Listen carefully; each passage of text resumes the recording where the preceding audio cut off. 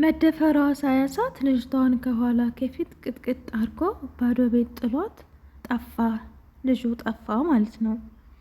ከዛ በፖሊሶች ኃይል ተፈልጎ አሁን እስር ቤት ይገኛል። ልጅቷ ደግሞ ስትመረመር ጭንቅላቷ ውስጥ ደም ፈሷታል። በምታዩት ሁኔታ ምስሉ ላይ በምታዩት ሁኔታ ተኝታለች።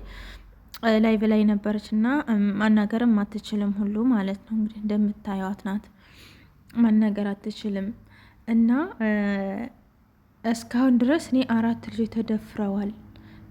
ቲክቶክ ላይቭ ላይ እንግዲህ እየተከታተል ሚዲያን እየተከታተል 4 ልጆች ተደፍረዋል ዱባይ ውስጥ ማለት ነው። እንደውም አንደኛይቱ በቅርብ ባለፈው ነው፣ 2 ወር አይሆናትም ማለት ነው። ደፍሮ ጠፍቶ እንደዚህ ተፈልጎ ነው የተገኘው። እና ይችም ደግሞ በምስሉ ላይ የምታዩት አስረግዘዋት ነው ማለት ነው። ዱባዮች አስረግዘዋት ነው። አረ ወይኔ ዱባዮች ማለት ነው። ዱባዮች ቆይ ምን ወንዶቹ ምን ሆናችሁ ነው? በፈጣሪ ምን ሆናችሁ ነው እንዴ? አንዳንድ ጊዜ ዝም ብላችሁ ስታስቡት ኢትዮጵያ ያላችሁ ነው የሚመስላችሁ። እውነት ለመናገር ምን እየጠጣችሁ ነው? ምን ጠጥታችሁ ነው ያላችሁት? ኢማራት መሆኑን ረሳችሁት? ያላችሁበት ቦታ ህግ ያለበት ፍትሃዊ ህግ ያለበት ሀገር መኖራችሁን እየረሳችሁት ነው። ለስራ ብላችሁ ስንትና ስንት ወጪ አውጥታችሁ መታችሁ እዚህ እህቶቻችንንም ህይወት የምታበላሹት። የእናንተም ህይወት የሚበላሸው ምንድን ነው የምትጠጡት? ምንድን ነው ባላ? ምንድን ነው የምታስቡ? ምንድን ነው? ወይኔ ወይኔ! ግማሹ ያስረግዛሉ፣ ግማሹ እንደዚህ ይደፍራሉ። አሁን ባለፈው እንደውም ተደፍራ ደም በደም የሆነችው ግን ቅርብ ጊዜ ነው፣ ሳትሰማ አትቀሩም ማለት ነው። እቺ 4 ልጆች ሆኑ ማለት ነው።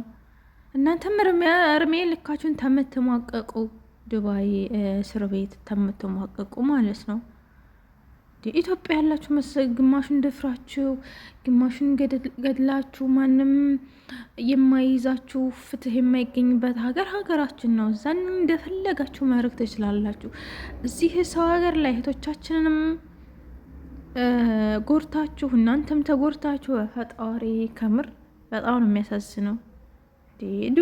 የዱባይ ህግ በጣም ከባድ ህግ ያላት ሀገር እኮ ነው ዱባይ። እና ልጅቷ ከግድያ ያልተናነሰ ድብደባ ነው የደረሰባት። ከግድያ ከሞት ማለት ነው። ግንባሯ ተፈርክቷል፣ ጆሮዋ ተሰንጥቋል። እያሳዩን ነበረ በላይቭ ላይ ማለት ነው። እና የጉንጯ ምናምን እንዳለ ተተላትለዋል፣ እንዳለ አብጣለች። ስትመረመር ደግሞ ምስኪን ጭንቅላቷ ደንፈሷል ተባለ። እውነት መድፈሩ ሳያንስ ግድያ። በዛ ላይ ደግሞ ልጅቷ ስትናገር እንደምንም ብላ ሲጠይቋት ተይዟል መባለን ከሰማች ወዲህ አለዘማ አልተናገረችም አሉ። ፈርታ በእጄ ጠርጊን የምነግርሽ ለማንም ይሄንን ጉዳይ ለማንም ትንፍስ እንዳትይ ብሎ በጣም አስፈራርቷት ነው ሄደዋሉ። እና ላይቭ ላይ አይ ችግር የለውም ታስሯል መባለን ስትሰማ ነው ይሄንንም የተነፈሰችው አሉ ማለት ነው። እየተከታተልን ነበር ላይቭ ላይ። ወይኔ ጣሬ ሆይ! ኧረ ምን ሆናችሁ ነው? ወንዶቹ ምን ሆናችሁ ነው? ከኢትዮጵያ ዱባይ ስንትና ስንት ብር አውጥታችሁ ነው የምትመጡት?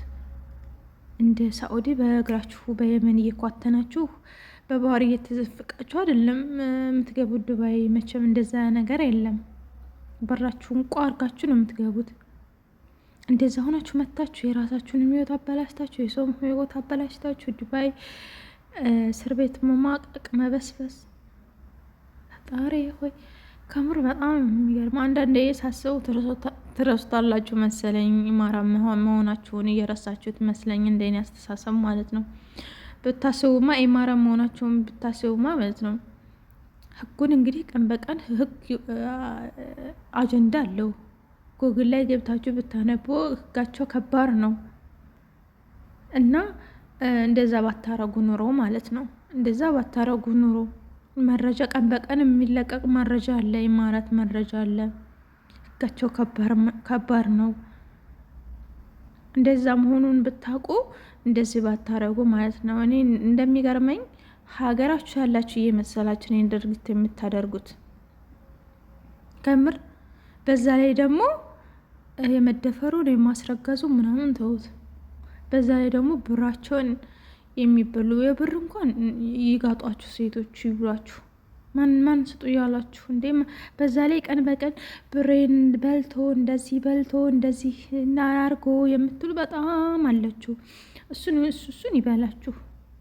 ራሳችሁ ከሰጣችሁት ይህን አንቃወምም። እውነት ለመናገር አገባሻለሁ ብሎኝ እንደዚህ ብሎኝ የምትሉት ይሄ ከራሳችሁ ድክመትና ከራሳችሁ ጉድለት ነው። ነገር ግን እንደዚህ ደፍራችሁ አስረግዛችሁ፣ በዛ ላይ ደግሞ ተግድያ የማይተናነስ ድብደባ፣ ጥፊ፣ መፈንከት ምንድን ነው? ከምን የመጣ ነው? እውነት ለመናገር እና ይሄ በጣም ያሳፍራል። እውነት በጣም ነው የሚያሳፍረው።